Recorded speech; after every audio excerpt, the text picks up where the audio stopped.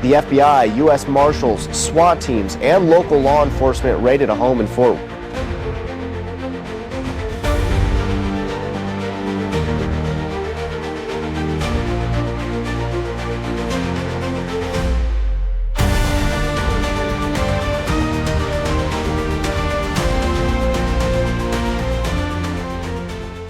How does a quiet Georgia suburb turn into a battlefield before sunrise?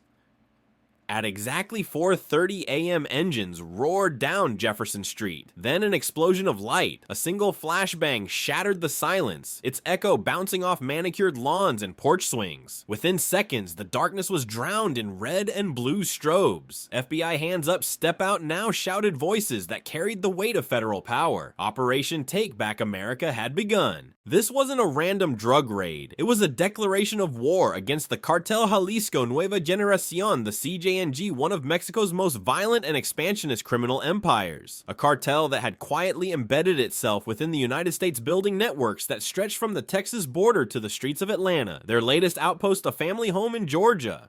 As agents advanced, armored vehicles sealed both ends of the street. The operation was flawless. FBI, ICE, DEA, and local SWAT teams moved with surgical precision. Behind the suburban calm lay an underground war that had just surfaced. Inside, investigators found a trove of narcotics, cocaine, methamphetamine, and powdered fentanyl glittering under a bare bulb like lethal snow. But the true shock came when a tactical officer pulled open a crate beneath a workbench, a military-grade grenade launcher.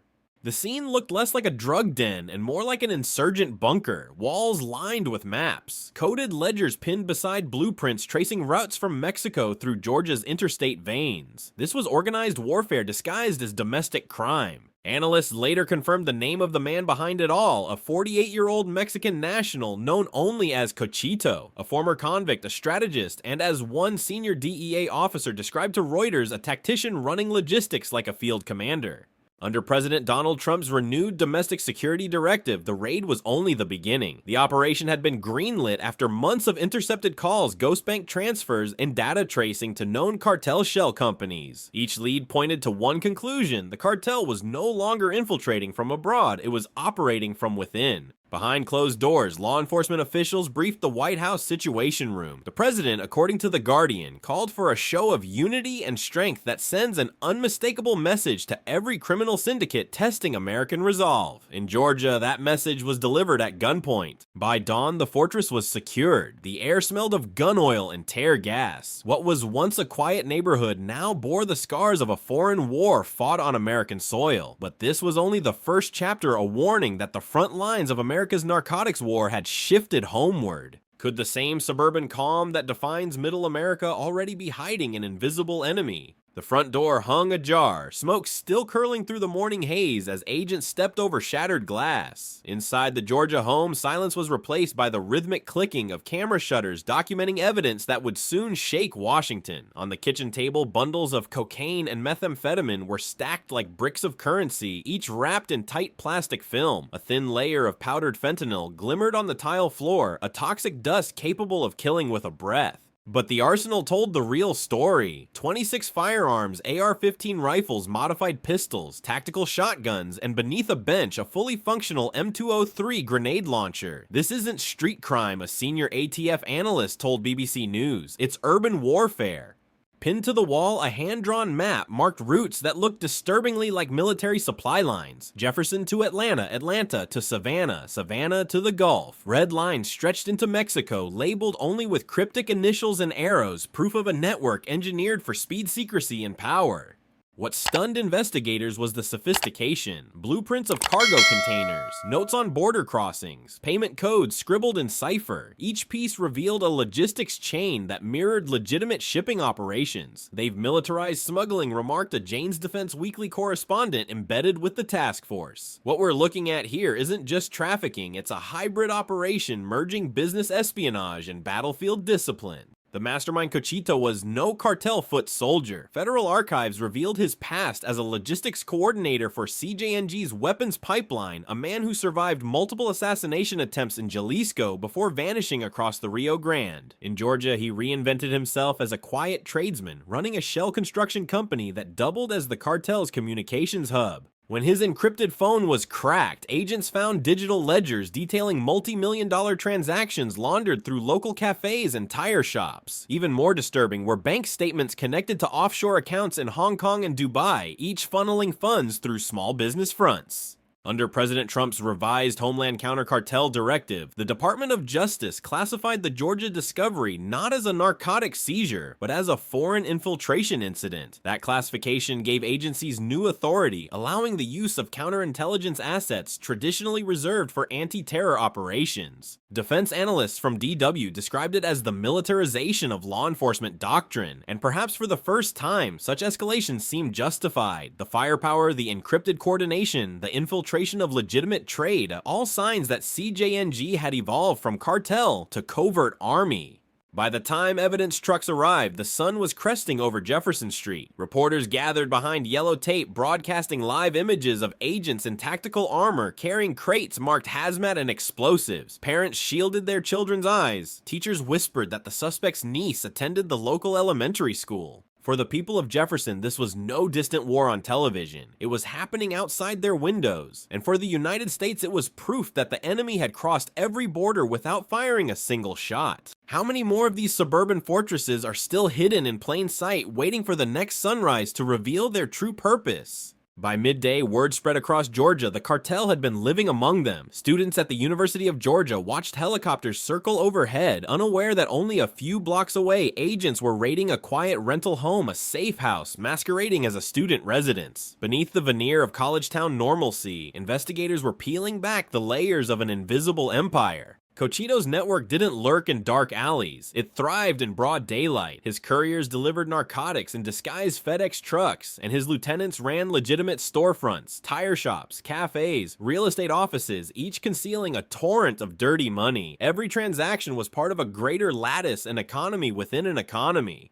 According to Reuters, nearly $1.2 billion had flowed through cartel-linked shell corporations over 2 years, a figure that stunned even veteran Treasury analysts. It's systemic infiltration, said one Homeland Security investigator. They weren't just moving drugs, they were embedding themselves into the bloodstream of America's economy. The discovery forced law enforcement to shift its understanding of the modern cartel. No longer confined to Mexico's jungles or borderlands, groups like CJNG were operating as multinational enterprises, agile, decentralized, and disturbingly adaptable. The Guardian called it the corporatization of crime.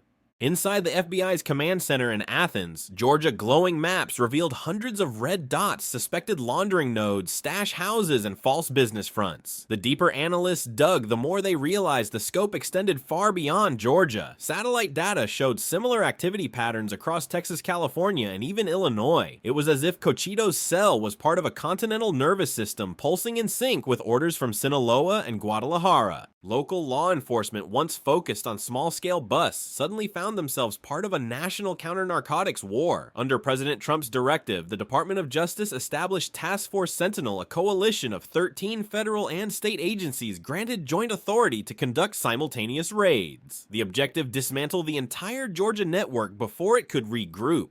For the agents on the ground, this meant moving faster than the cartel could react. They executed 12 coordinated strikes across Athens, Atlanta, and Jefferson, every door breached within minutes of the next. It was the largest synchronized operation in Georgia's modern history.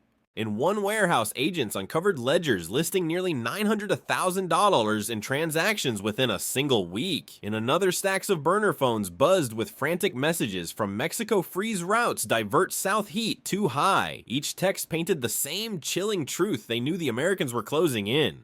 Defense News later reported that intelligence teams monitoring encrypted traffic confirmed the cartel's command center in Mexico was issuing live instructions during the raids. This was not chaos, it was combat. A digital tug-of-war between federal analysts and cartel operators fought in milliseconds across encrypted networks. By the time the dust settled, the seizures were staggering: 1 ton of pure cocaine, 750,000 counterfeit pills, 3 tons of gold bullion, and millions in cash. Enough fentanyl, according to BBC, to kill 7 million people. But beyond the numbers, one realization loomed larger. The cartel wasn't just exploiting America's addiction crisis, it was undermining its sovereignty. As one DHS official put it bluntly to DW, they're not just drug dealers, they're foreign actors testing our internal defenses. In the calm after the storm, one haunting question rippled through every agency briefing: if they could build an empire here without being seen, where else had they already taken root?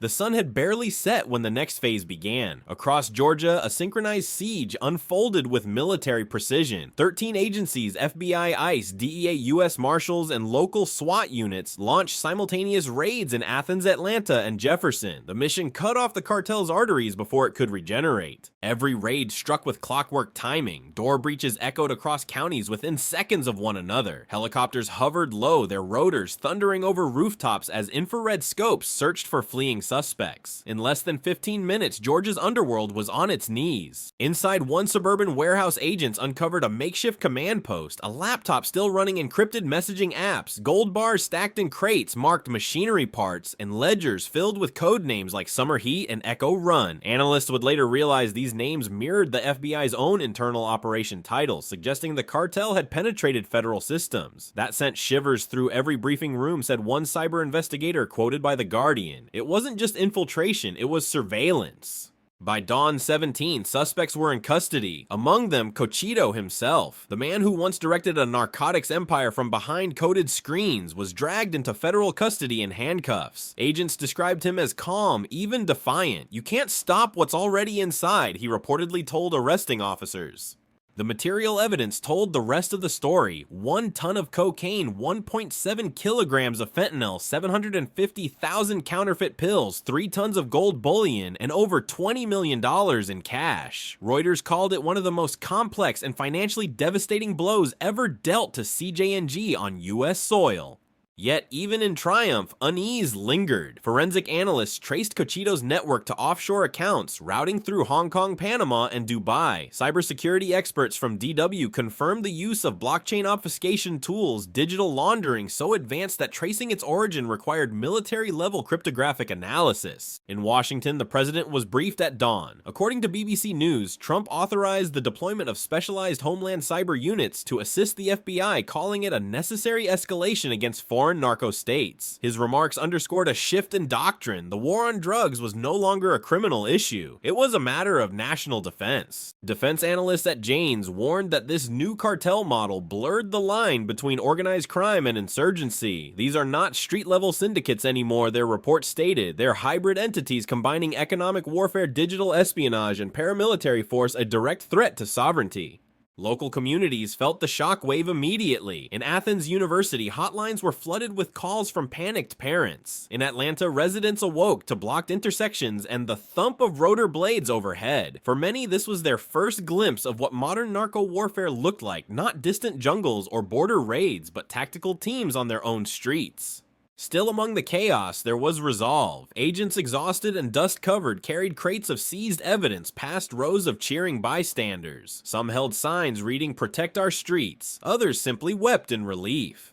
And yet inside the Bureau's command center, digital maps still pulsed red. Dozens of new coordinates had appeared overnight, fresh leads, possible safe houses, active accounts. The fight was far from over. As one ICE commander told Reuters, staring at the flickering map, "We didn't break their network, we just made it visible." How do you dismantle an enemy that learns faster than you can adapt? Hours after the raids ended, the war entered a new dimension, digital unseen and unnervingly precise. Inside the FBI's cyber forensics lab in Athens, red dots flickered across the screen. Safe houses, vehicles, and shell companies tied to the cartel's encrypted network. Every signal, every transfer, every dollar told a story. The question was, who was still listening? At 7:45 a.m., one signal lit up an encrypted text traced to the Georgia-Alabama border. It read, "Phase 2 shipment delayed. Heat. Switch route south." To investigators, that message was an alarm bell. Another convoy was on the move, carrying what analysts believed to be the next wave of fentanyl and weapons. Within minutes, ICE reconnaissance drones launched from Macon, scanning the rural highways below.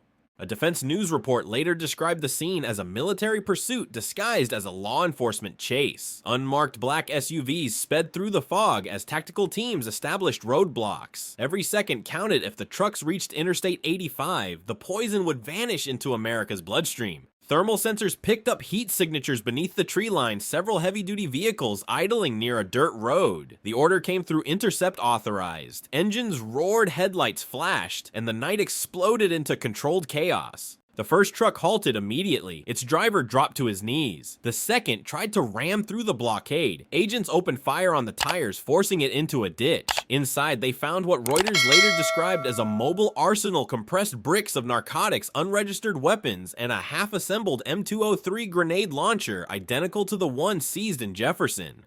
This was not distribution, said an ICE commander quoted by BBC. It was rearmament. The convoy arrests exposed the cartel's adaptability. Within 24 hours of the main raids, they were already rerouting shipments and restoring communications. Federal agents realized they weren't dismantling a network. They were chasing a living organism. Cyber units from Homeland Security began freezing cryptocurrency wallets tied to the operation. 7 were shut down in a single day, totaling nearly $900,000 in digital assets. DW confirmed that these accounts had been transferring funds through a Chinese-linked shadow banking system, the same network tied to previous fentanyl operations in California. But pressure breeds resistance. That night, something even more alarming occurred. Security cameras captured 3 unidentified drones hovering above an FBI evidence facility in Athens. The devices carried retrieval claws, modified to lift small objects. Before interception teams could respond, the drones vanished into the clouds. It was the cartel's message to Washington, "We can still reach you."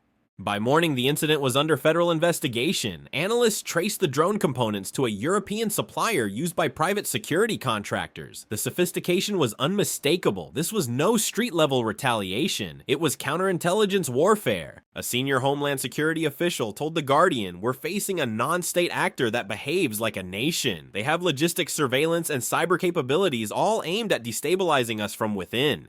In the corridors of power, the realization hit hard. America wasn't just battling crime, it was defending itself from a hybrid threat, one that used encryption instead of uniforms, drones, instead of soldiers, and fentanyl instead of bullets. The question echoing through the White House Situation Room was grimly simple. How do you win a war when your enemy already lives inside your borders? By the second sunrise over Jackson County, the war's intensity had finally cooled, but only on the surface. Inside a converted warehouse, now the FBI's command post, exhausted agents stood before towering evidence tables. Crates of narcotics, rows of gold bars, and racks of confiscated firearms filled the space. At the center of it all sat the symbol of the entire operation, the grenade launcher that had turned a Georgia living room into a potential war zone. An ICE commander reviewing the inventory muttered what would later become the operation's epitaph: "One pull of that trigger, and this would have been a morgue."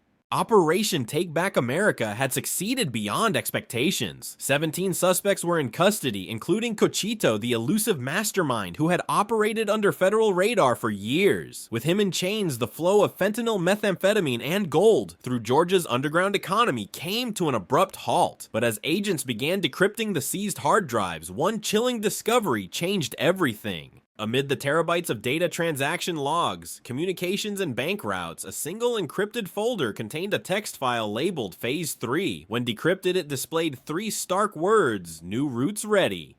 For investigators, the message was both warning and prophecy. The cartel had already anticipated this defeat and prepared its next phase. President Donald Trump addressed the nation that evening from the White House press room. "Let this be clear," he declared, echoing the words of The Guardian's correspondent on the scene. "The United States will not allow foreign criminal empires to wage war on our citizens. We will strike harder, faster, and further." Behind him stood FBI, DEA, and ICE directors, a tableau of unity under the banner of law and order. In Washington, analysts briefed the National Security Council on the broader implications. Reuters reported that the operation marked a doctrinal turning point. Law enforcement was now integrated into America's defense architecture. "We're treating cartels as transnational insurgents," said one senior Pentagon advisor. "They control revenue streams, armaments, and communications that rival small nations. This isn't policing, it's containment."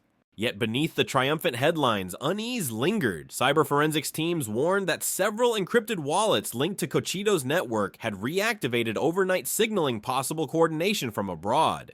DW reported increased chatter among criminal networks in Tijuana and Guadalajara, code phrases referring to new corridors and replacement channels. The Hydra was already regrowing its heads. Outside the command post, life in Jefferson slowly returned to normal, but for many, normal no longer meant safe. Parents still watched drones in the sky with suspicion. Small business owners wondered which of their neighbors might have been laundering cartel cash. The war had left psychological scars, the knowledge that the enemy hadn't been an ocean away but next door. Agents understood this better than anyone. As the final evidence shipments departed, a veteran marshal turned off the last light in the warehouse and said quietly, "We won a battle. The war's still loading."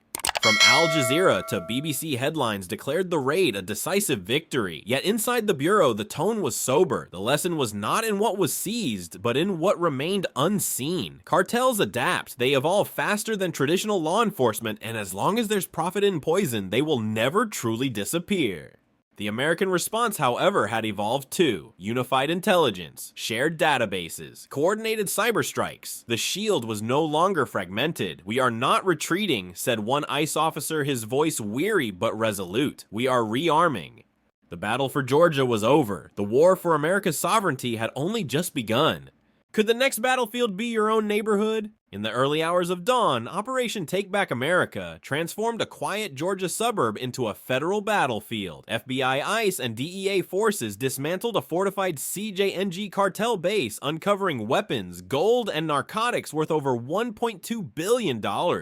At its heart stood Cochito, a Mexican tactician who had turned Georgia's economy into a laundering machine. 13 agencies launched synchronized raids, revealing a paramilitary network operating within the United States, armed with grenade launchers, encrypted communications, and digital funding streams that rivaled state operations. Under President Donald Trump, the crackdown expanded into cyber warfare, intercepting crypto assets and drone surveillance attempts. Yet amid victory came the warning phase 3, new routes ready. Analysts from Reuters, BBC, and DW confirmed the cartel was regrouping. The war on drugs had become a war for sovereignty.